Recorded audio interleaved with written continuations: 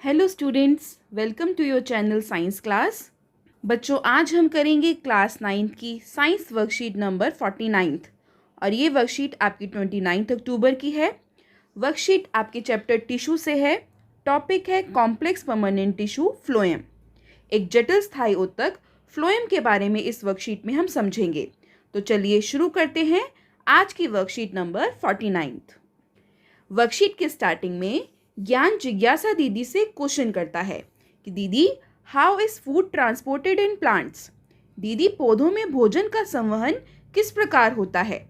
दीदी कहती हैं, Gyan, as we know that water and mineral salts are absorb by roots from the soil and get transported to different parts of the plant by a complex permanent tissue xylem, जिसके बारे में हमने last worksheet में भी समझा था कि ज्ञान, जैसा कि हमने जाना था कि पौधों में जड़ों द्वारा मिट्टी से जल और खनिज लवण के संवहन का कार्य एक जटिल स्थायी ऊतक जाइलम द्वारा संभव होता है। आप देख रहे हैं पिक्चर में भी, क्योंकि पानी आप रूट्स में देते हैं तो रूट से कौन सा टिश्यू ऊपर तक ट्रांसपोर्ट करता है हर पार्ट तक प्लांट के, xylem tissue. Similarly, the food which is synthesised in the leaves is translocated to different parts of the plant with the help of another complex permanent tissue phloem। इसी प्रकार पत्तियों में बने भोजन को पौधों के विभिन्न हिस्सों तक पहुंचाने का कार्य दूसरे जटिल स्थायी ऊतक फ्लोएम द्वारा होता है। हमने दो जटिल स्थायी ऊतकों के नाम जाने थे, एक जाइलम टिश्यू और दूसरा फ्लोएम टिश्यू। जाइलम ऊतक और फ्लोएम ऊतक। जाइलम ऊतक तो मिट्टी से जल और खनिज लवण का संवहन करता है, लेकिन फ्लोएम ऊतक जो होता है वो पौधों में जो पत्तियों में खाना बनता है उसको विभिन्न हिस्सों तक पहुंचाने का कार्य करता है। जाइलम ज से जल, ज से जाइलम, तो जाइलम का काम है वाटर को ट्रांसपोर्ट करना, और फ्लोएम फ से फूड, फ से फ्लोएम। तो आप इस तरह से भी इसको एक्रोनिम बनाकर याद रख सकते हैं। The movement of food from leaves to the different parts of the plant is known as translocation of the food. पत्तियों में जो खाना बना है उसे पौधों के विभिन्न हिस्सों तक पहुंचाने का कार्य जो ये फ्लोएम कर रहा है, इसे हम भोजन का स्थानांतरण कहते हैं, ना कि संवहन। ये ट्रांसपोर्ट नहीं हो रहा, ये ट्रांसलोकेट हो रहा है। तो फूड के लिए प्रोसेस का नाम आप याद रखेंगे, ट्रांसलोकेशन। और ये कौन सा टिश्यू करता है? Phloem tissue. फ्लोएम ऊतक का कार्य है भोजन का स्थानांतरण करना, यानी कि एक स्थान से विभिन्न हिस्सों तक पहुंचाने का कार्य करना। और पौधों में खाना कहाँ बनता है? ये बनता है लीव्स पार्ट में। जो फोटोसिंथेसिस, प्रकाश संश्लेषण की प्रक्रिया होती है वो पत्तियों में होती है। तो खाना पत्तियों से अलग अलग विभिन्न भागों तक पहुंचता है पौधों में, और इसे हम भोजन का स्थानांतरण कहते हैं, ट्रांसलोकेशन ऑफ फूड कहते हैं। आइए अब समझते हैं फ्लोएम टिश्यू की स्ट्रक्चर के बारे में, इसकी संरचना कैसी है। Phloem is made up of 4 different type of cells. Phloem ऊतक 4 प्रकार की कोशिकाओं से मिलकर बना है, क्योंकि ये कॉम्प्लेक्स परमानेंट टिश्यू है, एक जटिल स्थायी ऊतक है, और जटिल स्थायी ऊतक विभिन्न प्रकार की कोशिकाओं से मिलकर बने होते हैं। Complex tissues different type of cell से मेड अप ऑफ होते हैं, इसलिए यहाँ पर फ्लोएम में 4 डिफरेंट टाइप ऑफ सेल्स हैं, which are also known as component या एलिमेंट्स ऑफ फ्लोएम। इन्हें हम फ्लोएम के अवयव या फिर संघटक भी कहते हैं। और ये 4 प्रकार की कोशिकाएं जो फ्लोएम ऊतक को बनाती हैं, इनके नाम हैं, these 4 type of cells which are components of phloem tissue, these are first sieve tubes, चालनी नलिका, second companion cells, साथी कोशिकाएं, third phloem parenchyma, और fourth है phloem fibers, phloem रेशे। तो ये 4 संघटक हैं फ्लोएम ऊतक के। these are components of phloem tissue।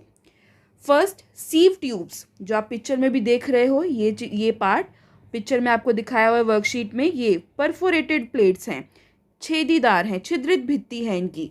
सीव tubes are tubular cells with perforated walls.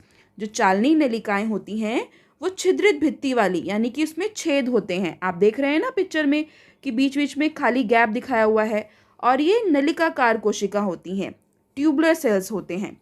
Second, every sieve tube cell is accompanied with companion cells, और companion cells have nucleus and other cell organelles।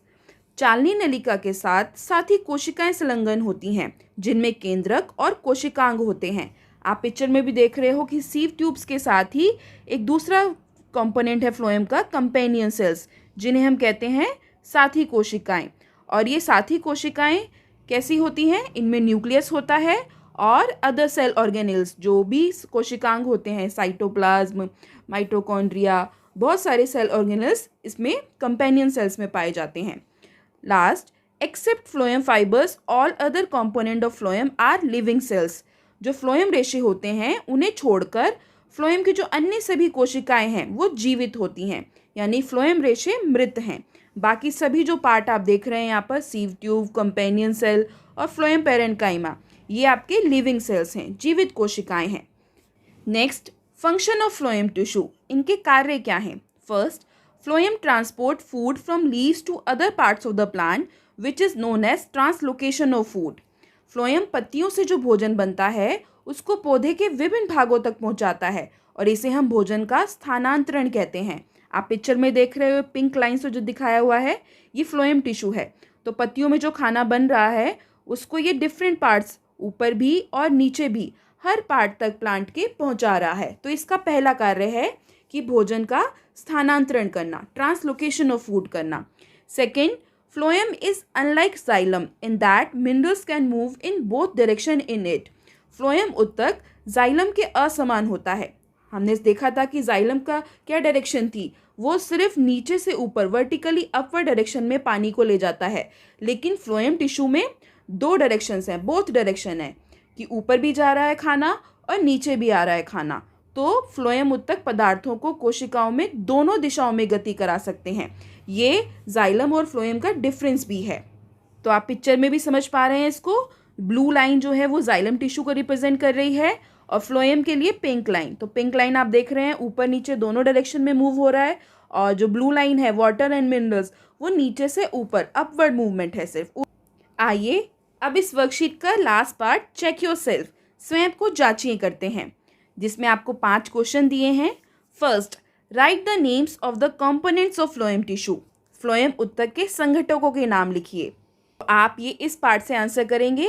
4 components होते हैं phloem tissue में। First, sieve tubes, companion cell, phloem parenchyma और phloem fibres.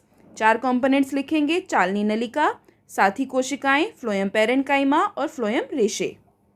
Second question, differentiate between xylem and phloem tissues. Xylem और phloem में अंतर स्पष्ट कीजिए। तो आप इस तरह टेबल बनाकर दोनों ही टिश्यूज में अंतर स्पष्ट कर सकते हैं। फर्स्ट की जाइलम टिश्यू हेल्प करता है transport of water and minerals में, और फ्लोएम टिश्यू हेल्प करता है ट्रांसपोर्ट ऑफ फूड में, जिसे हम ट्रांसलोकेशन ऑफ फूड कहते हैं। दूसरा, वाटर इज ट्रांसपोर्टेड अपवर्ड्स। जो जाइलम में जो दिशा होती है वो ऊर्ध्वाधर दिशा होती है, from roots to all other plant parts. और जो फूड ट्रांसपोर्ट होता है in both upward and downward direction phloem में। Third, transport in xylem occurs with the help of simple physical forces, and इसमें फ्लोएम में transport of food in phloem requires energy in the form of ATP. तो हिंदी और English दोनों में ही आपको difference यहाँ लिखे हुए हैं। आप इस तरीके से दोनों को टेबल बना के आंसर करेंगे। Third, what are the function of phloem tissue. पादपों में फ्लोएम का क्या कार्य होता है? इसे आप यहाँ से आंसर करेंगे कि फ्लोएम ट्रांसपोर्ट करता है food from the leaves to the other parts of the plant which is known as translocation of food. And second, phloem की जो मूवमेंट होती है वो बोथ डायरेक्शंस में होती है। फ्लोएम पत्तियों से भोजन को पौधे के विभिन्न भागों तक पहुंचाता है, जिसे भोजन का स्थानांतरण कहते हैं। और फ्लोएम उत्तक में जो पदार्थों की दिशा है वो दोनों दिशा में गति करा सकते हैं। तो इस तरीके से आप यहाँ से 2 कार्य लिखेंगे। Fourth question, why translocation of food is necessary in plants, explain. पादपों में भोजन का स्थानांतरण क्यों ज़रूरी है, समझाइए। हमें पता है कि ट्रांसलोकेशन जो होता है इन प्लांट्स में, this occurs by means of the vascular tissue known as phloem. Phloem tissue के द्वारा ये ट्रांसलोकेशन होता है। और अगर ट्रांसलोकेशन क्यों ज़रूरी है, क्योंकि इसके बिना जो फूड प्रिपेयर्ड हुआ है by the leaves can't reach other parts of the plants. Photosynthesis leaves में होती है, और जो ट्रांसलोकेशन प्रोसेस में खाना लीव्स से different part of the plant में पहुंचता है। तो अगर ट्रांसलोकेशन नहीं होगी, फूड का, भोजन का स्थानांतरण नहीं होगा, तो पौधे भी जीवित नहीं रह पाएंगे। Fifth question, why is phloem tissue a complex permanent tissue. Phloem उत्तक को जटिल स्थायी उत्तक क्यों कहते हैं? आंसर होगा कि कॉम्प्लेक्स परमानेंट टिश्यूज क्या होते हैं? These are made up of more than one type of cell. जो विभिन्न प्रकार की कोशिकाओं से मिलकर बने होते हैं उन्हें हम जटिल स्थायी ऊतक कहते हैं। और हमने देखा अभी कि फ्लोएम में तो 4 टाइप ऑफ सेल्स थे, 4 विभिन्न प्रकार की कोशिकाओं से फ्लोएम ऊतक बना है। तो इस तरीके से फ्लोएम एक कॉम्प्लेक्स परमानेंट टिश्यू है, इसे हम जटिल स्थायी ऊतक कहते हैं क्योंकि ये एक से अधिक प्रकार की कोशिकाओं से मिलकर बना है। And these cells work in a coordinated manner as a unit to perform the process of translocation. और ये सभी कोशिकाएं इसकी एक साथ जुड़कर एक इकाई की तरह काम करती हैं ताकि भोजन का स्थानांतरण हो सके। लास्ट में आपको कोविड रिलेटेड मैसेज दिया है, wash your hands with soap and water regularly. अपने हाथों को नियमित रूप से साबुन और पानी से धोएं। अपनी सुरक्षा रखें, अपनी फैमिली की सुरक्षा रखें और कोविड-19 के खिलाफ जो लड़ाई हम लड़ रहे हैं इसमें हम सफल हो पाएं। तो बच्चों, मिलते हैं जल्दी एक नई वर्कशीट के साथ। तब तक अपना ध्यान रखिए। Stay safe, stay healthy. Thank you. Like and subscribe the channel.